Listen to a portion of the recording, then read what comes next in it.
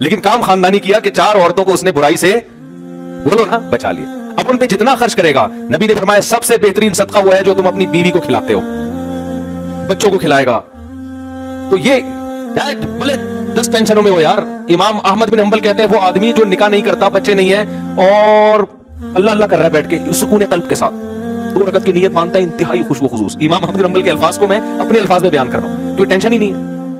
तो सुकून से 2 रकत पढ़ के रो रो के दुआएं मांग रहा है। एक ये है, कोई बीवी नहीं कोई बच्चे नहीं। दूसरा वो है जिसके बीवी बच्चे हैं, अब वो 2 रकत की नियत मानता है, घंटी बजना शुरू, साइलेंट पे किया तो वाइब्रेशन, यानी बेल बंद कर दी तो वाइब्रेशन पे खुशबू खुशबू रहेगा। 2 रकत के बाद सलाम फेर के देखा तो मैसेज आया, बेगम शादियां कर ली हैं, घर का तो ख्याल नहीं है, अगर ये नमाज ही पढ़नी थी तो हमें नहीं लेकर आते। आज मुझे घर वालों ने डबल रोटी के लिए भेजा। अपना वाकया बताने में कोई हर्ज नहीं, हकीकत अपना वाकया। ये मेरे भाई गवाएं, ये दोस्त हैं, ये गवाएं।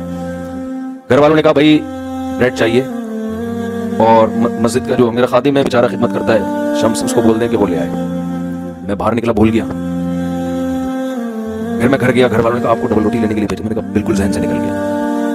अब मैं गया तो देखा शम्स भाई जुम्मा नहाने के लिए घुसे हुए हैं। अब मैं बैठा रहा हूँ कुर्सी बाहर डाल के, तो ये तो ठीक नहीं है ना कि जब निकलेंगे तो मैं बोलूंगा। मैंने कहा चलो जब निकल आएगा तो बोल दूंगा, जब निकले तो इतनी देर हो गई भूल गया मैं। ऐसे फिर मैं बातों में घर चला गया। ये खुशबू खुशबू बता रहा हूँ आपको, ऐसा आदमी क्या खुशबू खुशबू से नमाज पढ़ेगा भाई? इस कंडीशन में खुशबू खुशबू से नमाज पढ़ के दिखाओ, फिर वो मैं मानूंगा ये खुशबू खुशबू की नमाज है। समझ रहे हो ना?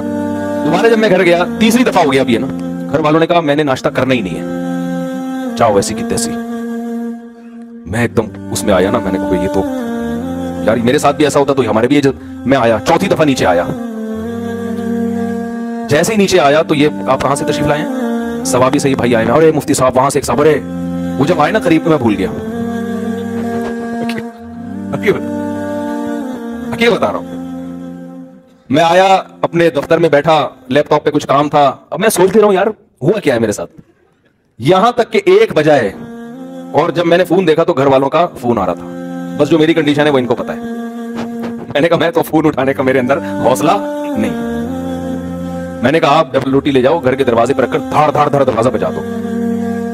और मैंने ये सोचा कि अब टोपी के अलावा मेरे पास कोई काम नहीं। अब टोपी क्या कराएंगे? ये मजबूरी है भाई। अब मैं साफ साफ थोड़ी रह सकता हूँ, भूल गया भाई। ऐसे कैसे भूल गया यार? हालांकि हमारे घर का एक सेटअप बना हुआ है, महीने का राशन आता है, वो सब सेटअप बना हुआ है। कभी कभार उसकी तरतीब हटती है तो फिर एडजस्ट करना मुश्किल। गाड़ी का एक टायर अगर ज्यादा खिस जाए तो अलाइनमेंट आउट। अब अलाइनमेंट सही करेंगे तो फिर वो खराब हो जाएगी। टायर नया डालेंगे तो वो पुराने वाले ज्यादा खिसे में, ये वाला तो उधर से अब वो एडजस्ट करने में जब तरतीब आउट होती है ना। तो मैंने कहा भाई मेरे अंदर तो हिम्मत नहीं है, मैं जाऊंगा खामखा में घर में उल्टी सीधी बातें होंगी। जुम्मे का टाइम हो रहा है, मैं गुस्से में यहाँ के बैठूंगा तो यहाँ भी वो डबल रोटी की बातें शुरू हो जाएंगी फिर। तो अब आप ऐसा करो, दरवाजा बजाओ और पतली गली से निकलो। मैं जब घर जाऊंगा तो मैं बोलूंगा कब से रखी हुई है ब्रेड गेट पर। यही इसमें झूठ नहीं है। तो कब से रखी हुई मुझे खुद नहीं पता, कब से रखी हुई एग्जैक्ट टाइम तो मालूम नहीं है ना।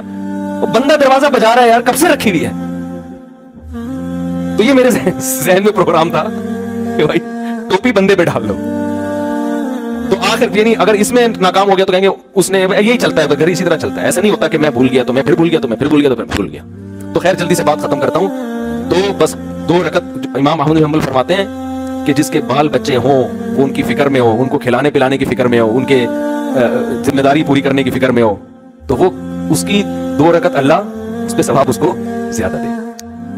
तो क्योंकि वो नेचर पे चल रहा है ना, पादरीपन थोड़ी है कि जंगलों में निकल जाओ अल्लाह अल्लाह करो बैठ के। तो असल जो कुरान के अहकाम है ना, जिसमें विरासत का हुक्म है, सूद से बचने का हुक्म है, बहनों को विरासत देना, किसी का माल नाहक ना खाना, जो काम आपके जिम्मे लगा है वो दयानतदारी से अदा करें। तो ये काम मुसलमान पहले चूंकि कर रहा था तो तरक्की कर रहा था। अब ये काम मुसलमान ने छोड़ दिए हैं। और अगर हम जन्नत जहन्नम को बीच से निकाल देंगे ना मेरे भाई, तो मसला ये होगा कि ये जितने हैं ना इससे भी जाएंगे। ये ऐसा नहीं होगा चांद पे पहुंचना शुरू कर देंगे, क्योंकि हमारे लिबरल लोगों के हाथ में हमारा तालीमी निजाम है जो मजहब पे चलते ही नहीं है। तो देखो तालीमी निजाम का क्या बेड़ा गर्क किया हुआ है इन्होंने। अल्लाह ताला हमें समझने की, अमल की तौफीक अता फरमाए।